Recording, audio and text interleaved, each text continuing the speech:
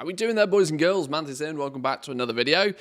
So it's time to talk about some of the catch-up systems and to give you a bit of a catch-up on knowledge point acquisition for your crafting professions in 10.1.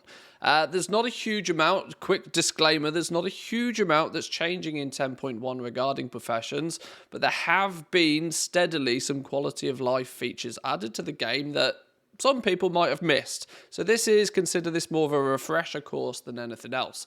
I want to go through what people can do and in roughly what sort of order people should be doing it if they want to step foot into the crafting game or want to level up some professions now in 10.1. A lot of people have kind of been questioning almost on a daily basis, is it too late? And my answer is no, it's definitely not even remotely close to being too late. This is likely to be a 2-year expansion, and we are only a few months in. There is plenty of time. Do not feel as if you are too far behind. The nice advantage with the crafting professions is actually a lot of the knowledge points is front loaded, and you'll start to notice this when we look at some of the numbers in a minute. You can get so many knowledge points so quickly that you can get to the point where you can be relatively competitive with even those players that have been doing it since day one. So let's look at it in a little bit of detail then. Whilst it's not strictly knowledge point related, there are two things that I recommend most people do before they start, grinding for those knowledge points. Firstly, you want to get your profession up to speed. You want to get your profession leveled up. There is no point trying to grind out knowledge points if you still only have 10, 15 skill points in your profession. Most of the professions, you want to get them to about level 50-ish, or at least close to that. That is going to be very, very quick and easy to do. You can do that with trainer recipes. There are guides out there. If you happen to be a supporter of the channel and have access to my Dragonflight cheat sheet, you may remember that I put together some guides for all of the professions before Dragonflight launched, giving you a step-by-step of craft this, then craft this, then craft this, and it even goes into showing you estimated costs and stuff. My goal making cheat sheet is available to Patreons, YouTube members, and Twitch subscribers. There's a link down below if you want to investigate further. But you want to get your profession leveled up nice and quickly. 50 is the bare minimum. 75 is where you unlock all of the spec trees, and so you'll have access to at least play around and tinker with everything. And actually getting to 100, filling this bar is not going to be too difficult at all nowadays, and especially once we're deep into patch 10.1, depending on exactly when you're watching this video. In 10.1, there's going to be some little ways to easily get those last 15, 20 points, and so getting to 100 shouldn't be too much trouble whatsoever. The second thing I recommend you do before you start the knowledge point grind is look at getting your tier 2 quality tools. Now, you may not be able to afford all of these straight away because they have quite a high artisan's metal cost, often 250 to 300 artisan's metal each, but it's worthwhile getting quality 2 ones, the blue, the rare versions of these, because they then have plus skill on them. If you can get more skill from your profession naturally, it means you can get away with less knowledge points, at least until you get to the sort of the min-maxing stage. So your tools are important. You can actually put public work orders in for these now, and there are plenty of people out there with like spare, quote unquote, spare artisan's metal that might be willing to sell you their artisan's metal at a good price if you want to get these quickly and effectively. Otherwise, start saving up your artisan's metal and, at least plan ahead to get these. The tools, for example, give you plus 10 skill, and both the accessories give you plus 6 each, which is 22 skill points, which is potentially 22 knowledge points you then don't necessarily need. But let's get to the meat of it now. Let's get to the actual knowledge point side of things. What can you do? Let's do a bit of a refresher, and let's see what catch-up systems have been added to make this process a bit quicker and easier. So let's take a look at some of the sources. The first thing I'd recommend people do, this can be done in practically 20 minutes, is fly around and pick up all of the one-time treasures. Dotted around the Dragon Isles, there are roughly 7 or 8 treasures that can be picked up depending on which professions you have, and each one is going to give you 3 knowledge points each. I'll leave a link in the description down below to a little guide that has the locations of them all and some waypoints. So jump on, have this open in a separate tab. Depending on which profession profession you care for. There's even some nice copy-paste waypoints if you use add-ons like TomTom. Run around, pick these up. They're one-time treasures. You can only loot them once, but it's worthwhile getting. At 3 points each, about 25 knowledge points can be had from these, which can be a nice little boost for you for sure. In patch 10.1, once again, I'm recording this just before 10.1 launches. In patch 10.1, in the Zaralek Cavern, there are some new one-time treasures for each of the professions. If I'm hoping that the Wowhead guide will update with the new ones as well. If not, check down below. I'll, as the time becomes available, I'll try and update the description if there's information on where they are. But flying around the new zone, you'll find them quite quickly and easily anyway. There's 2 or 3 new ones in the new zone for each profession. So the one-time treasures are kind of key. There's a good chunk of early knowledge points that can be had from them. Additionally, your next step is then going to be the profession masters. It's come to my attention that many people don't even know that these things exist, but they're random NPCs that are dotted around the Dragon Isles, and each profession has one Dragon Master somewhere. You don't have to do anything particularly fancy. You just fly to them. You say hello, and they give you 5 knowledge points. It's easy, right? It's pretty simple, pretty straightforward. Each profession has one, and once again, I'll put a link in the description down below for the Wowhead article that lists the locations of all of these as well. This is more of a catch-up video rather than a strict how-to video, so I'll link you to some other resources that can be helpful here.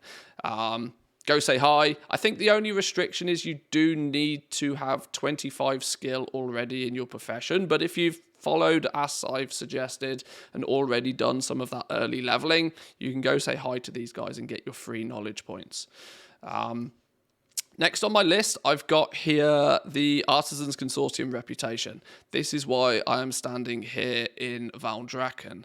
The Artisans Consortium reputation is the crafting faction, practically, in Dragonflight.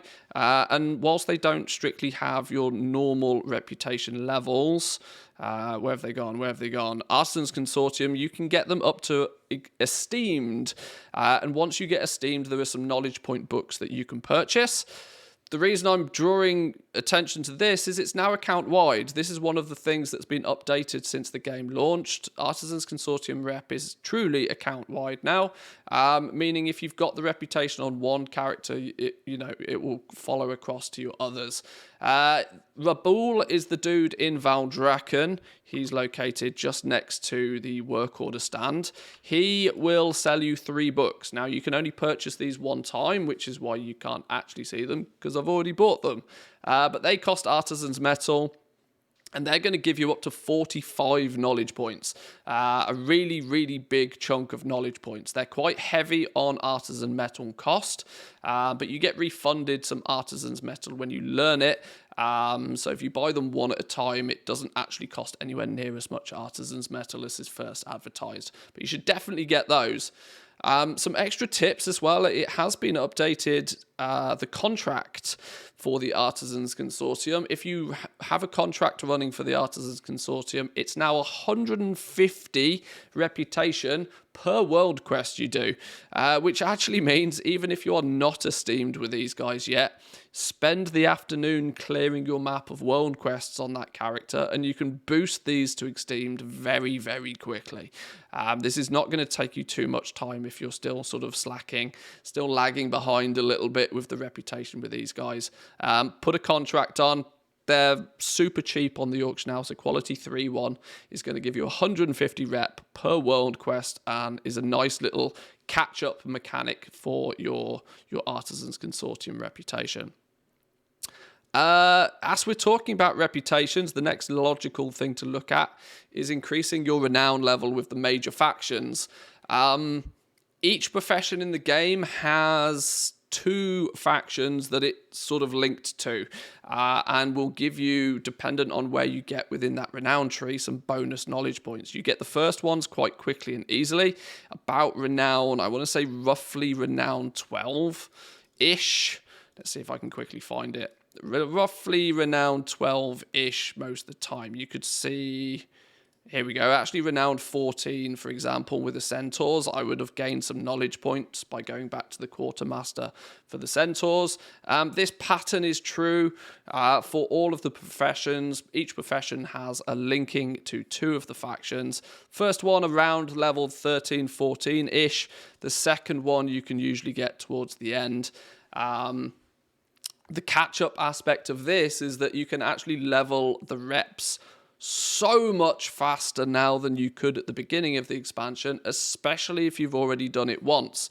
You can get up to a 200% reputation boost on your alts. So if you've already cleared this on a main character at some point earlier on in the expansion, you can get those alts with those bonus professions leveled up super fast. And there is still some chunky knowledge to have. I think it's 5 knowledge points each time, so 10 knowledge points per faction, and each profession is linked to 2 factions. So there's potentially 20 knowledge points up for grabs here, which is well worth going out of your way to do. If you are not quite here yet, I understand that not everybody is maxing out their reputations. Do not worry yourself too much. In the new zone, in the Zarelet Caverns in patch 10.1, you will be doing many things that give you a nice chunk of this as well. Also, the Forbidden Reach, you can attach yourself to one of the factions temporarily to gain a boost to reputation for them as well. So leveling these up, even if you haven't done it yet, will be much, much faster, and you'll have access to those knowledge points nice and quick. What else have we got on our list then? Actually, I should point out is that the new faction in patch 10.1, there are both some books and some reputation points that you can obtain. Let me jump ever so quickly over to the PTR. I've got that loaded as well. We can see the new faction, the Loam Niffen. These guys do something very similar. There are a couple of checkpoints to where you earn some knowledge points. Where did they go? Here you go. Renown 12. You can pick up some crafter's knowledge, and I think there's one more slightly further on down the lines. Maybe it is just the one. Maybe it is just at Renown 12. This is going to take you a few weeks, of course, in patch 10.1 because it's a new faction. But it's also worth noting that there's a guy known as Ponzo. If I quickly navigate over to him, he is more of your profession fella. Where is he? He's over this corner. Ponzo sells you a bunch of profession stuff and is linked to the Loam Niffen faction. And he actually has 2 books that you can purchase as well for each profession, giving you 5 knowledge points each. So once you've, progressed through the new zone and leveled up the new faction a little bit more, there's some more knowledge points to be had. Make sure you don't miss these. They do take barter bricks, which is, a new currency that's being introduced in 10.1 for this faction specifically. You are going to have to pick and choose where you spend your barter bricks, but I imagine most people will pick up the recipes they need first, and then, save some of them up and get the knowledge points as well. What's next on the list? Okay, this is where it starts to get a little bit silly in many people's eyes, but realistically, whilst it's not strictly a catch-up mechanic, crafting one of everything is actually a really, really, really good way to get a huge amount of knowledge points. The first time you craft anything with a profession, let's see if I can find a good example of this. My leatherworker still has many, many first-time crafts. You can actually filter your profession for first-time crafts as well, which is quite nice. The first time you craft anything, you gain a knowledge point. And so with the amount of recipes that every single profession has, if there's a lot in your first time craft list, try and clean through some of it. Try and get some of these items made, because even if you're making them purely for that first time craft. Some hints and tips here with the PvP gear that many professions have. It's quite difficult to craft these because you definitely want to be, selling it to somebody else. Come 10.1 though, this is going to be that little bit easier as there are some sneaky things you can do. One heads up is that Primal Chaos is going away. Primal Chaos is disappearing, is being removed from the game for patch 10.1. which means your bottleneck is then only really going to be sparks of ingenuity. These other little materials, you can always buy them off the auction house, and as you can see, they're not going to break the bank if you're just crafting a single piece of gear for that first time craft bonus.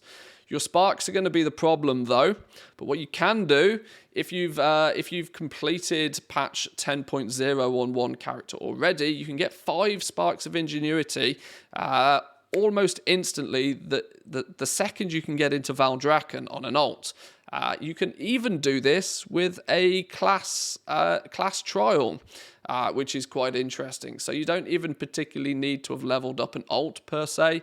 You can make a class trial, get them into Valdrakken, they also get their sparks, and then you can place some work orders with them to alleviate the need to have those sparks on that main character. It's a little cheeky clever use of game mechanics, I suppose, but it means you can work your way through that list of outstanding first-time crafts and gain the knowledge points there. There's an easy 50 or so recipes for every profession nowadays, so if you were to clean this list of first-time crafts, you'd have a lot more knowledge, and it's not particularly too difficult or time-consuming to do anymore, which is nice. Talking about